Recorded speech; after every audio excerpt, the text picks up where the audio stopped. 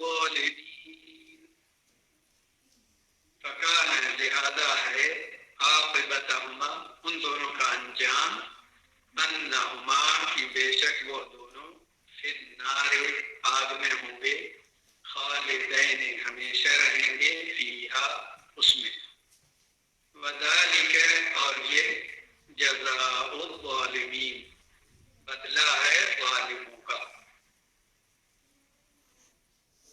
بات چل رہی تھی نافرمانوں کی اور شیطان کے پیروکاروں کی بات اخیر آیت میں آئی تھی کہ شیطان کفر کرنے کے لیے لوگوں سے کہتا ہے اور بہت سے لوگ اس کی بات مان کر کفر کرنا شروع کر دیتے ہیں اور پھر شیطان کہتا ہے کہ میں تم سے بری ہوں، میرا تم سے کوئی تعلق نہیں، میں اللہ رب العالمین سے ڈرتا ہوں. تو اللہ تعالیٰ نے ان دونوں کا انجام بتایا کہ شیطان اور اس کے پیروکار دونوں کا انجام جہنم ہے اور دونوں ہمیشہ ہمیشہ اس میں رہیں گے اور ظالموں کا بدلہ یہی ہے.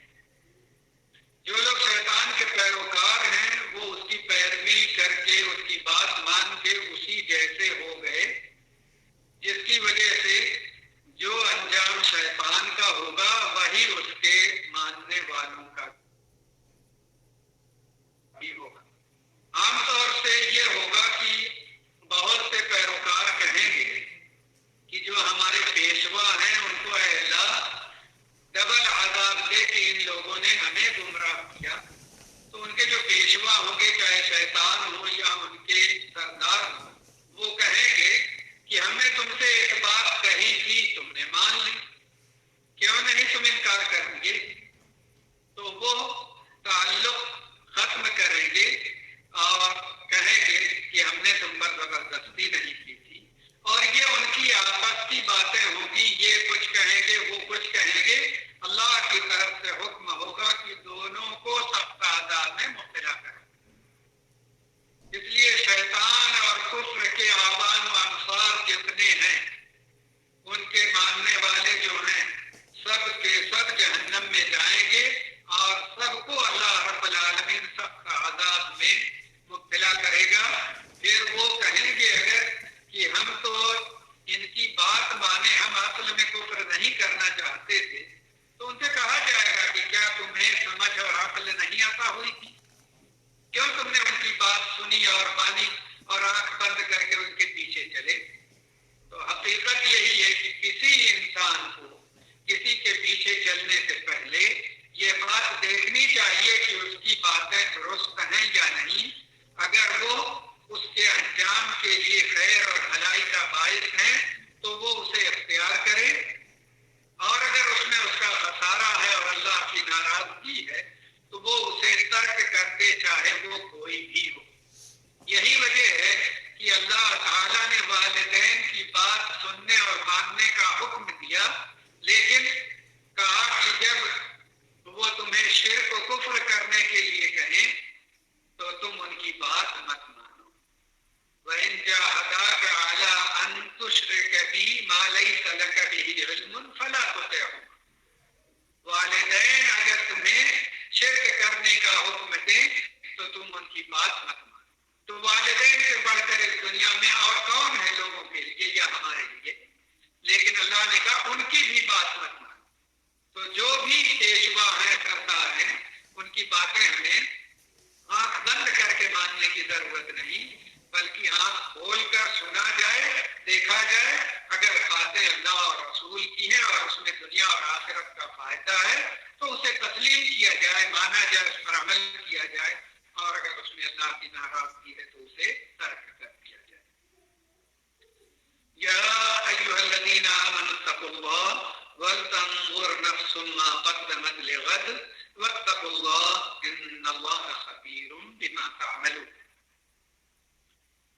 یا ایھا الذین آمنوا، اے وہ لوگوں جو ایمان لائے ہو، اتقوا اللہ، ڈرو اللہ سے، ولتنظر، اور چاہیے کہ دیکھے، نفس، کوئی بھی نفس یا ہر نفس، ما قدمت، کیا اس نے آگے بھیجا، لغد، کل کے لیے. واتقوا اللہ، اور ڈرو اللہ سے، ان اللہ بے شک اللہ خبیر بما تعملون خوب خبردار ہے اس سے جو تم عمل کرتے ہو.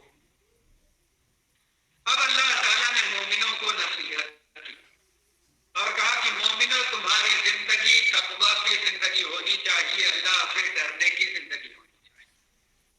اور تقویٰ کا سب سے آسان مفہوم یہ ہے کہ اللہ کے احکام پر عمل کرنا اور اس کی منع کی ہوئی چیزوں سے رک جانا, یہی اصل تقویٰ ہے. تو اللہ کے احکام پر جو لوگ عمل کرتے ہیں, کتاب و سنت پر عمل کرتے ہیں, وہ لوگ متقی ہیں. اور جو قرآن و حدیث سے دور ہیں اور اس پر عمل سے دور اور عاری ہیں, وہ لوگ متقی نہیں. تو اللہ نے تقویٰ اختیار کرنے کا حکم دیا مومنوں کو اور کہا کہ ہر نفس دیکھے کہ اس نے کل کے لیے کیا بھیجا ہے.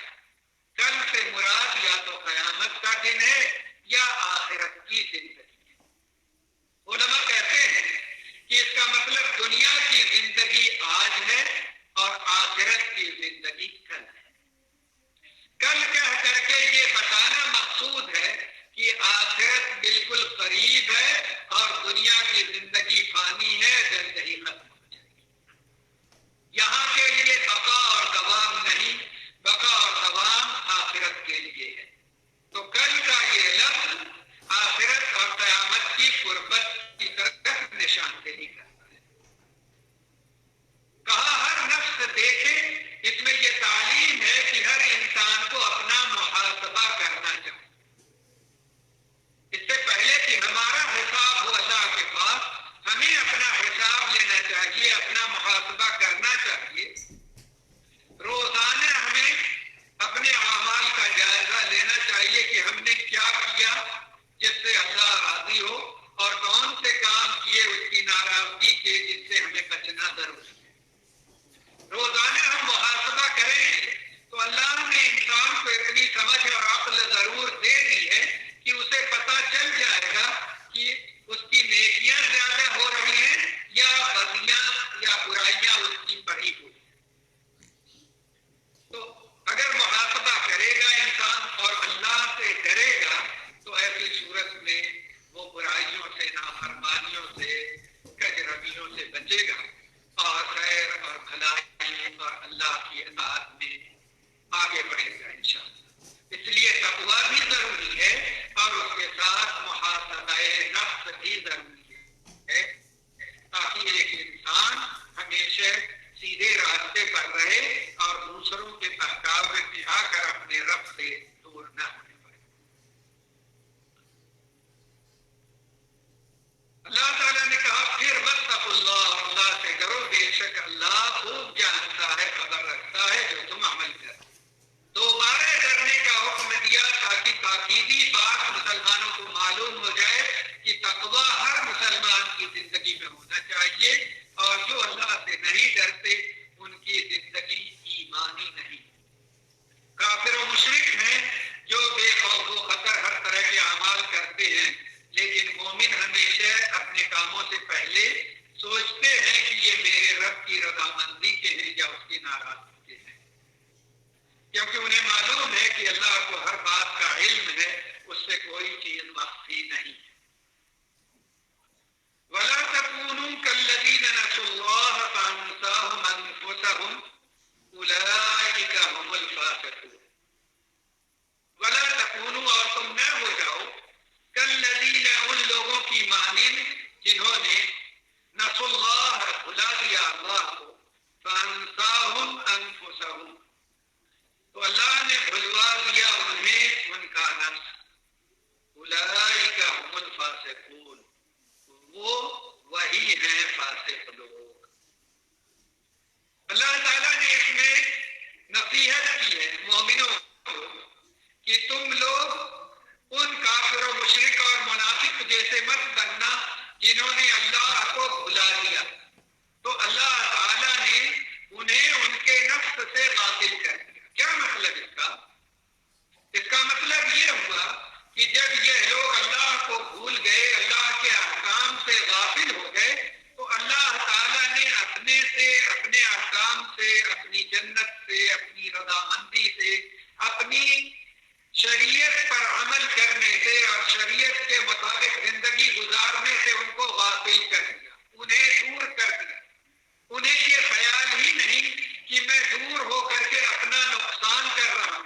جس قدر میں شریعت سے دور ہوگا، جس قدر میں اللہ اور اس کے رسول کی تعلیمات سے دور ہوگا، جس قدر میں کتاب و سنت کے احکام سے دور ہوگا، اسی قدر میں اللہ کی جنت سے دور ہو جاؤں گا، اس کی خوشی سے دور ہو جاؤں گا، اس کی رضامندی سے دور ہو جاؤں گا.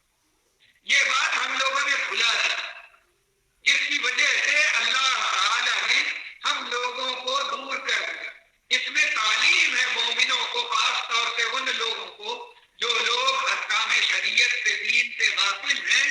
تو اللہ نے کہا کہ تم ان لوگوں جیسے مت بننا، کیونکہ ان لوگوں نے اللہ کو بھول کر، اللہ کی شریعت کو بھول کر اپنا نقصان کیا اور اپنے آپ کو جہنم سے اور اللہ کی ناراضگی سے قریب کر دیا.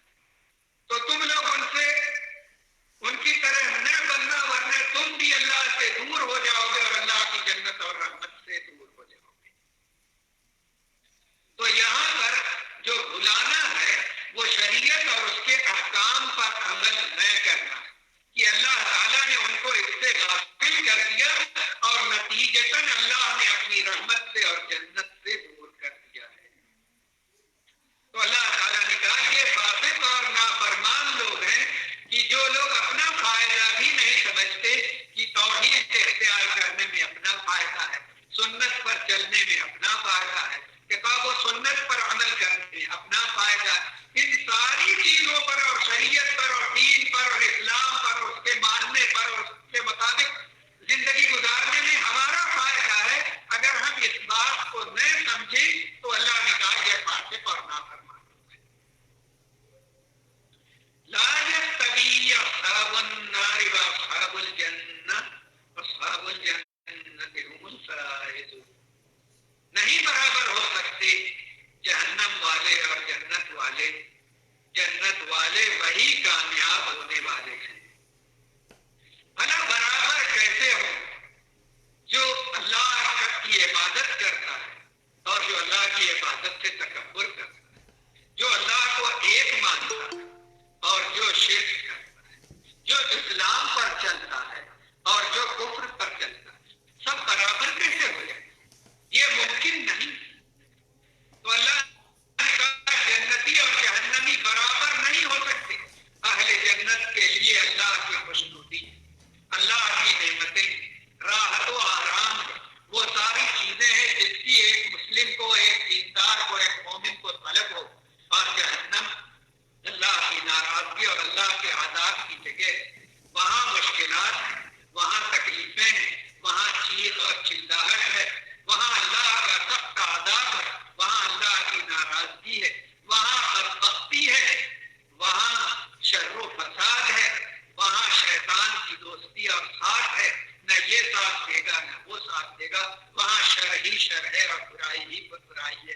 تو بھلا جنت والے اور جہنم والے، آرام والے اور تکلیف والے، خوشی والے اور غم والے، ہنسنے والے اور رونے والے سب برابر کیسے ہوں؟ اس لیے اللہ نے کہا کہ دونوں برابر نہیں ہو سکتے.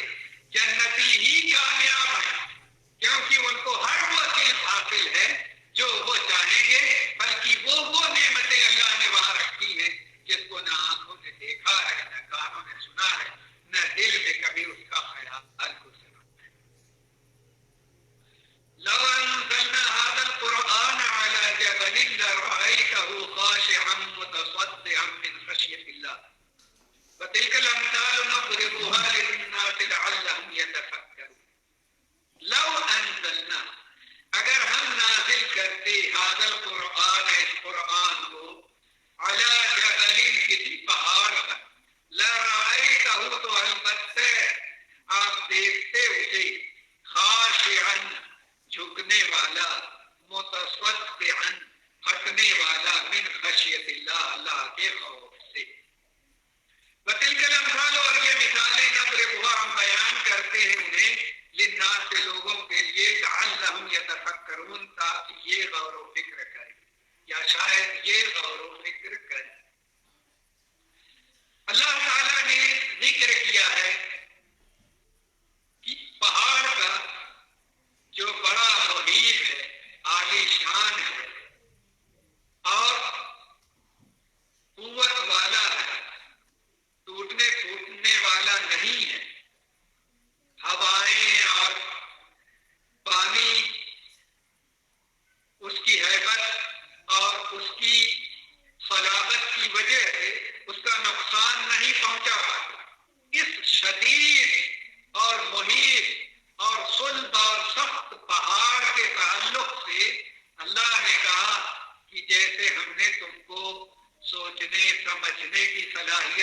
ہے ہم اس پہاڑ کو دے دیں، وہ سوچنے لگے، سمجھنے لگے، بات سننے اور سمجھنے لگے، اور پھر قرآن کو اتار دیں اس کے اوپر، تو وہ جب وہ باتیں پڑھے اور سنے اور سمجھنا شروع کر دے تو مارے ڈر کے جھک جائے اور پھٹ پڑے، اور وہ اس کی عظمت کو برداشت نہ کرے۔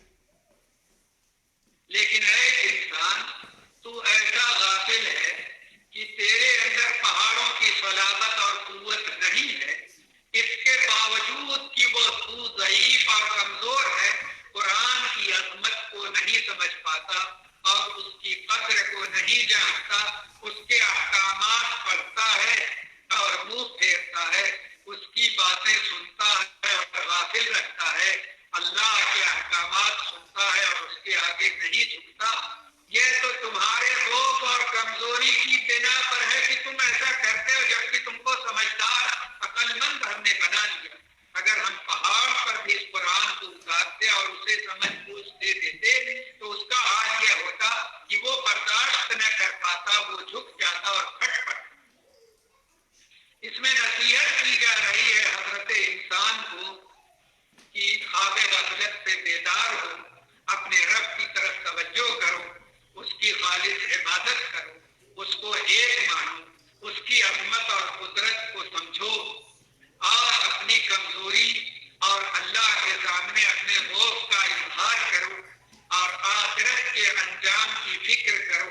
اگر ایسا نہیں کرو گے تو تمہارا انجام کفار مشرکین کا جو ہونے والا ہے وہی تم سب کا ہو جائے۔ تو اللہ تعالیٰ نے اس میں بیان کیا ہے کہ یہ ایسا عظیم ہے، کہ احکامات اتنے عظیم ہیں کہ اس کو سمجھ بوجھ کر پڑھنے اور اس کو سمجھ کر اس پر عمل کرنے کی ضرورت ہے۔ اگر کوئی اسے نہ سمجھے اور اس پر عمل نہ کرے تو وہ بڑا نافرمان اور اللہ کی رحمت سے دور ہے۔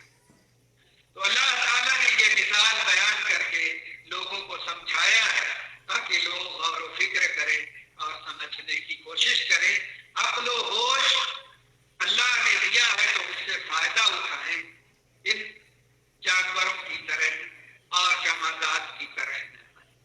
جو جمادات بڑے ہیں ان کا بھی حال ہے کہ اللہ انہیں سمجھ دے دے اور وہ سمجھنے لگے اس قرآن کو تو فرما بردار بن جائیں، خوف کھانا شروع کرنے اور واللہ الذی لا الہ الا هو عالم الغیب والشہادہ هو الرحمن الرحیم۔ پھر اللہ تعالیٰ نے اپنی اسماء، اپنی صفات اور اپنی عظمت اور اپنی شان اور اپنی قدرت کا بیان کیا ہے۔ عنایت هو اللہ، وہی اللہ ہے، الذی وہ ذات کی، لا الہ نہیں ہے معبود کوئی، الا هو مگر نہیں، عالم الغیب والشہادہ وہ جاننے والا ہے غائب اور حاضر ہے، هو الرحمن الرحیم وہی رحمان الرحیم ہے۔ اللہ تعالیٰ نے اپنے بارے میں بتایا کہ وہ اللہ ہے، وہی عبادت کا مستحق ہے، اسی کی عبادت کرنا صحیح ہے اور دوسروں کی عبادت کرنا مدد ہے۔ تو تم لوگ اللہ کی عظمت اور شان کو پہچانو اور خالص اسی کی عبادت کرو۔ وہ غائب و حاضر سب کا جاننے والا ہے۔ اللہ کے سامنے یا اللہ کے لیے تو ساری چیزیں حاضر ہے، کوئی چیز غائب نہیں۔ اللہ کی نگاہ سے کوئی چیز چھپی ہوئی نہیں، ساری چیزیں اس کی نظر کے سامنے۔ غائب اور حاضر وہ چیزیں ہمارے لیے ہوتی، بعض چیزیں ہماری آنکھوں کے سامنے ہوتی ہیں اور بعض چیزیں ہماری آنکھوں سے اوجھل ہوتی ہیں۔ تو یہ حاضر اور غائب کی باتیں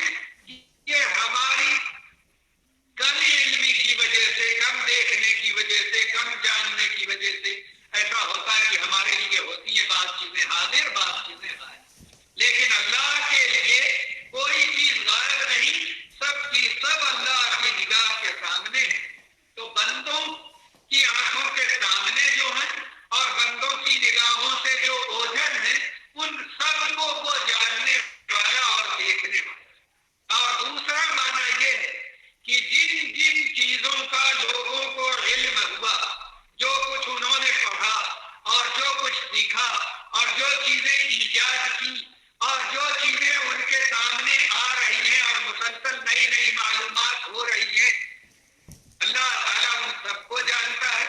اور جو چیزیں یہ نہیں سیکھ سکے، جو باتیں یہ نہیں جان سکے اور جو باتیں ان کے علم سے پرے ہیں، ان ساری چیزوں کو بھی اللہ رب العالمین جانتا ہے. تو غائب اور حاضر کا یہ دونوں مفہوم مفسرین نے بیان کیا ہے. پھر کہا هو الرحمن الرحیم، اللہ بڑا رحمان اور رحیم ہے. دونوں نام میں رحمت کا معنی پایا جاتا ہے اور دونوں مبالغے کے صیغے ہیں، یعنی بہت زیادہ رحمت کرنے والا. لیکن رحمان میں رحمت کی صفت عام ہے کہ وہ دنیا اور آخرت سب میں تمام لوگوں پر رحم کرنے والا ہے. لیکن رحیم کی صفت خاص ہے مومنوں کے لیے. رحیم بالمؤمنین فی الآخرہ کی آخرت میں وہ صرف مومنوں پر رحم کرے. واللہ الذی لا الہ الا ہو، وہی ہے اللہ، وہ ذات ہے کہ نہیں ہے کوئی معبود برحق مگر وہی. الملک، وہ بادشاہ ہے. القدوس، پاک ہے. السلام، سلامتی والا ہے. المؤمن، امن دینے والا ہے. اصل لفظ امن ہے، امن نہیں. سب امن امن بولتے ہیں، اصل امن ہے. امن و امان بولا جاتا ہے. امن، امن دینے والا. المہیمن، نگہبان. العزیز، نہایت غالب. الجبار، زور آور. المتکبر، بڑائی والا. سبحان اللہ، پاک ہے اللہ. عما یشرکون، ان سے جن کو یہ شریک ٹھہراتے ہیں. پھر اللہ تعالیٰ نے اپنی صفات بتائی، کیونکہ اللہ تعالیٰ کے اسماء و صفات بہت ہیں اور اللہ تعالیٰ کے لیے ناموں کا ذکر موجود ہے. اور حدیث میں لکھا ہے کہ اللہ کے 99 نام ہیں، جو انہیں یاد کرے گا اور اس پر عمل کرے گا وہ جنت میں جائے گا. اور مختلف دروس میں میں نے یہ بتایا کہ 99 نام یاد کرنے کی اصل فضیلت ہے، جس کی وجہ سے یہ ذکر ہوا ہے. ورنہ اللہ کے نام 99 سے کہیں زیادہ ہے، جس کا علم اللہ کو ہے. کیونکہ ہم اور غم والی جو دعا ہے اس میں یہ ذکر ہے کہ اللہ انی اسالک بکل اسم ہوا لک، تیرے ہر اس نام کے ذریعے تجھ سے سوال کرتا ہوں جو تیرا نام ہے. اسی میں یہ ذکر ہے اب استاثرت بہ فی علم الغیب عندک، کہ علم غیب میں جو تم نے اپنے پاس وہ نام رکھے ہیں اور کسی کو نہیں بتائے، ان ناموں کے ذریعے ہی میں تجھ سے سوال کرتا ہوں. تو اس کی وجہ سے علماء کہتے ہیں کہ اللہ کے نام کی تعداد بندوں کو نہیں معلوم، وہی جانتا ہے کہ کس قدر ہے. ساری خوبیوں سے وہ مزین ہے، ساری خوبیاں اس کے لیے سزاوار ہیں اور لائق و زیبا ہے، اور ساری خوبیوں اور اچھائیوں کا وہ مالک ہے. اس لیے اس کے نام بہت زیادہ ہیں. اچھائیوں سے مزین وہ نام اور وہ صفات. تو کچھ صفتی ناموں کا اللہ تعالیٰ نے تذکرہ کیا. الملک، وہی بادشاہ. اصل بادشاہت تو اسی کی ہے. باقی جتنے بادشاہ ہوتے ہیں وہ عارضی ہوتے ہیں، کچھ دن کے لیے ہوتے ہیں پھر ختم ہو جاتے ہیں، پھر دوسرے آتے ہیں وہ ختم ہوتے ہیں. یہی کیفیت ہے. اس لیے جتنے دنیا کے لوگ ہیں، جتنے بادشاہ ہیں، سب کی حکومت اور بادشاہت عارضی ہے. اصل بادشاہت تو اللہ تعالیٰ کی ہے جو ہمیشہ سے ہے اور ہمیشہ رہے گی، اور قیامت کے دن تو صرف اسی کی رہے گی. دوسرے چھوٹے چھوٹے بھی نہیں ہوں گے. اور اللہ کہے گا لمن الملک اليوم، آج بادشاہت کس کی ہے؟ پھر وہی کہے گا للہ الواحد القہار،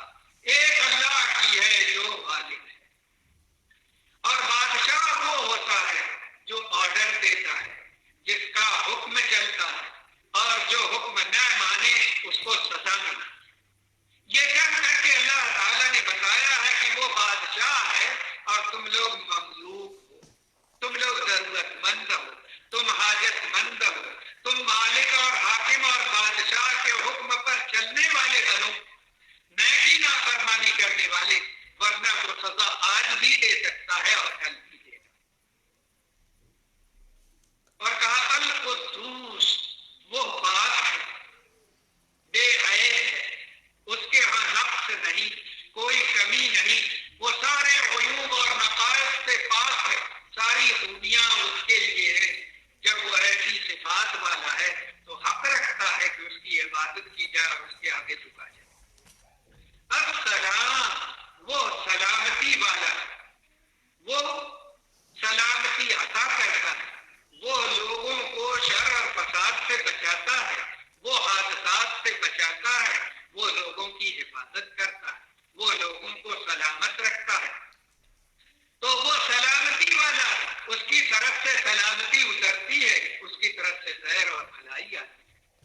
المؤمن، وہ امن و امان عطا کرنے والا ہے، کیونکہ یہ اس کی صفت ہے کہ وہ کسی کو تکلیف نہیں دینا چاہتا، کسی کو مشکلوں میں نہیں ڈالنا چاہتا. جتنی مصائب آتی ہیں وہ ہمارے اعمال کا نتیجہ ہوتی ہے، ورنہ وہ امن دینے والا، وہ سکون دینے والا ہے، وہ راحت عطا کرنے والا. لیکن ہم لوگوں نے جب اللہ کو بھلا دیا تو ہم سے امن و امان اور راحت سب چلی گئی. کیا ہمیں معلوم نہیں اللہ بذکر اللہ تطمئن القلوب، اللہ کے ذکر سے دلوں کو اطمینان اور راحت ملتی ہے؟ اور کیا یہ بات نہیں معلوم الذین آمنوا ولم یلبسوا ایمانهم بظلم اولئک لهم الامن وهم مهتدون، جو لوگ ایمان لائے اور شرک نہیں کیا ایسے لوگوں کے لیے امن و امان ہے اور یہی ہدایت یاب ہے. لیکن جب ہم نے شرک کیا، بدعات کیے، خرافات میں مبتلا ہو گئے، اللہ سے دور ہوئے تو امن و راحت اور سکون چھین گیا. المہیمن، وہ نگہبان ہے، وہ حفاظت کرتا ہے، وہ خود اپنی نگرانی میں رکھتا ہے اپنے مومن بندوں کو، اور فرشتوں کو بھی مومنوں کی حفاظت کے لیے مقرر کر رکھا ہے اس نے. یہ اس کی رحمت، اس کی حفاظت اور اس کے کرم کی دلیل ہے. العزیز، وہ نہایت غالب ہے، وہ جو چاہے کرے، جو چاہے آرڈر دے اور جو چاہے حکم دے اور جیسے چاہے نظام چلائے، اس کے حکم کو کوئی نہ ٹال سکتا ہے اور نہ ہی کوئی اس کی مخالفت کر سکتا ہے. وہی سب کچھ کرنے والا ہے. لیکن لوگ اس بات کو نہیں سمجھتے، جس کی وجہ سے نافرمانی میں مبتلا ہوتے ہیں اور اس کی رحمت اور اس کے کرم کا اندازہ نہیں کرتے، جس کی وجہ سے اس سے دور رہتے ہیں. الجبار، وہ زور آور ہے، وہ چاہے تو پوری کائنات کو ایک کن کہہ کر کے ختم کر دے، وہ چاہے تو سارے آسمان کو ایک ہاتھ میں لپیٹ لے اور پوری زمین کو دوسرے ہاتھ میں اور مٹھی میں رکھ لے، وہ چاہے تو پوری کائنات کو مسل دے، ابھی ختم کر دے. ساری قدرت اس کی ہے، ساری شان اس کی ہے. وہ بڑی عظمت والا، بڑی شان والا ہے. اس لیے اس نے اپنی عظمت کا بیان کیا تاکہ بندے اس کو جان کر کے اس سے خوف کھائیں اور محبت بھی کریں اور اس کے احکام پر عمل بھی کریں. المتکبر، وہ بڑائی والا ہے. بڑائی اس کو زیر دیتی ہے کیونکہ وہ بڑا ہے. اللہ اکبر، وہی سب سے بڑا ہے. باقی جتنے ہیں ان سب کے اندر ضعف ہے، کمزوری ہے. ان بندوں کو بڑائی زیر نہیں دیتی، اسی لیے اللہ نے بڑائی اپنے لیے خاص کر دی ہے اور کسی اور کے لیے بڑائی کو ناجائز اور حرام قرار دیا ہے. بلکہ کہا ہے کہ بڑائی میری چادر ہے، جو اسے کھینچے گا میں اسے عذاب دوں گا. تو کوئی حاکم ہو جائے، بادشاہ ہو جائے، سلطنت کا مالک ہو جائے، حکومت کا مالک ہو جائے، چیزوں کا مالک ہو جائے، کارخانے کا مالک ہو جائے، کچھ بھی بن جائے، سب کے سب ضعیف ہیں، کمزور ہیں. ان کی حیثیت کچھ بھی نہیں. ان کا تو جسم کٹ جائے تو ابھی چیخنا اور چلانا شروع کر دیں اور ابھی گر پڑے تو اس کی وجہ سے کہیں یہ انفیکشن ہو جائے اور یہ تکلیف پڑ جائے اور اس مرض میں مبتلا ہو جائے. عجیب و غریب پیسے ہونے کے بعد، حکومت ہونے کے باوجود نہ سردی اور زکام روک پاتے ہیں اور نہ تکلیف دور کر پاتے ہیں.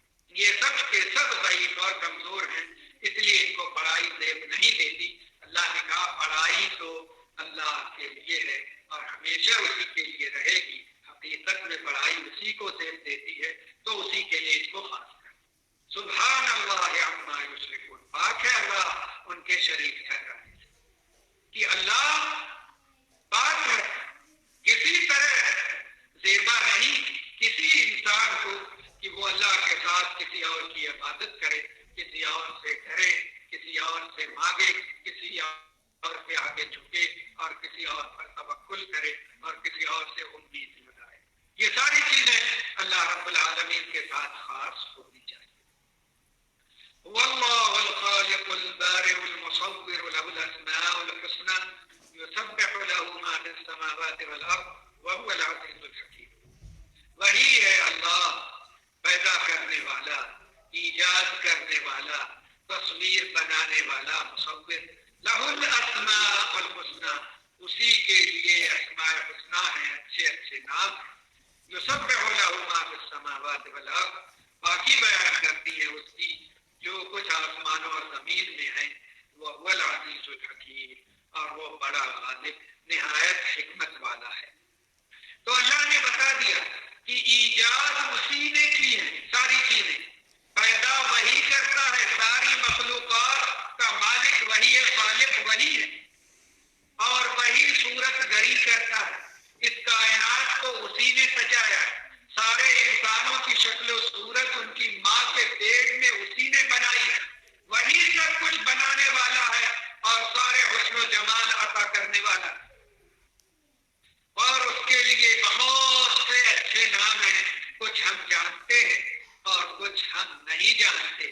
جو نام ہم جانتے ہیں ان ناموں کے ذریعے سے ہم اللہ کو پکاریں، اس سے دعا کریں، اس کی عبادت کریں اور اس کے سامنے اپنی عاجزی اور کمزوری کا اظہار کریں اور اسی کو غالب اور حکمت والا جان کر کے اس کے احکام پر چلیں، کیونکہ اس کے سارے احکامات حکمت سے پر ہیں اور کوئی کام حکمت سے اس کا خالی نہیں ہوتا.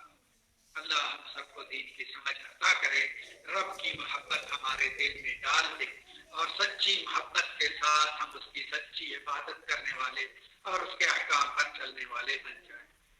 اللہم صلی وسلم وبارک علی نبینا محمد وعلی آلہ وصحبہ وسلم.